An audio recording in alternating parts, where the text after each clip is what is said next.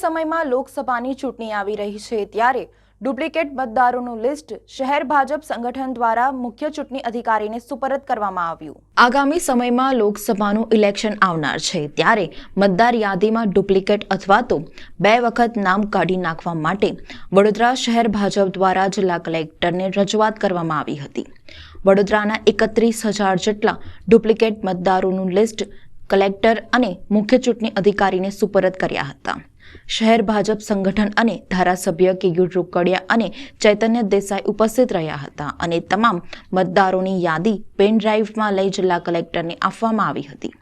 આ ડુપ્લિકેટ અથવા તો અલગ વિસ્તારના નામ બોલાતા હોય તેવા મતદારની ટકાવારીમાં ઘણો ફરક પડતો હોય છે અને કેટલાક મતદારો વિસ્તાર છોડીને બીજા કોઈ વિસ્તારમાં રહેવા ગયા હોય તેવા લોકોને મતદાન કરવામાં પણ તકલીફ પડતી હોય છે, જેને લઈને આજે વડોદરા શહેર ભાજપ પ્રમુખ સહિત ધારાસભ્યો દ્વારા જિલ્લા કલેક્ટરને સૂચન કરવામાં આવ્યા હતા। લોકસભાની ચૂંટણી 2024ના સંદર્ભમાં આજે વડોદરા શહેરના વહીવટી તંત્રને એક જાણ કરવા માટે માન્ય ધારાસભ્યશ્રીઓને સાથે રાખીને આજે રજૂઆત કરી છે। 31,000 કરતાં પણ વધારે મતદારો વડોદરાની 5 વિધાનસભામાં એવા છે જેમના નામ એક કરતાં વધારે જગ્યા પર લખેલા છે।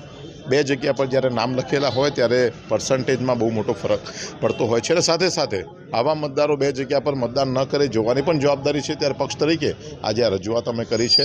જિલ્લા વહીવટીતંત્ર કલેક્ટર સાહેબે બહુ જ હકારાત્મક પ્રતિભાવ આપ્યો છે। અમને ચોક્કસ વિશ્વાસ છે કે જે યાદી અમારા ગુજરાતના પ્રદેશના અધ્યક્ષ માન્ય પાટીલ સાહેબના મારફત અમને મળી છે અને જેની આજે ચકાસણી કર્યા પછી એમાં 31,000 જેટલા મતદારો 2 વખત એમના નામ નોંધાયેલા જોવા મળ્યા છે।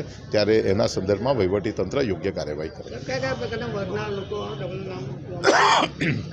આમાં બધા જ પ્રકારના, બધા જ ધર્મના, બધી જ જાતિના લોકોનો સમાવેશ થાય છે।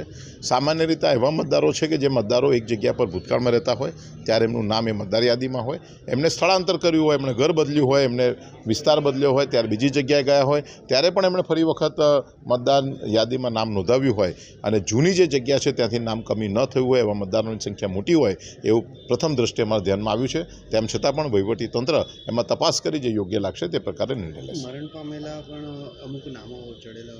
મરણ પામેલા નામો હોઈ શકે પણ એ યાદી અમે આજે આપી નથી। અમે જેના યાદી આપી છે તે 1 કરતાં વધારે જગ્યા પર જેના નામો છે તે જ યાદી છે। આપે જે વાત કરી છે તેની યાદી અત્યારે પ્રદેશમાં તૈયાર થઈ રહી છે। એવા લોકોની પણ યાદી એ આવનારા સમયમાં પણ આપવામાં આવશે। વડોદરા જિલ્લાના 2 માન્ય ધારાસભ્યશ્રી અને શહેર ભાજપ પ્રમુખશ્રી દ્વારા આજે એક રજૂઆત આપવામાં આવી છે કે જેમાં વડોદરામાં કેટલાક લોકોના મતદાર યાદીમાં નામો 2 જગ્યાએ છે।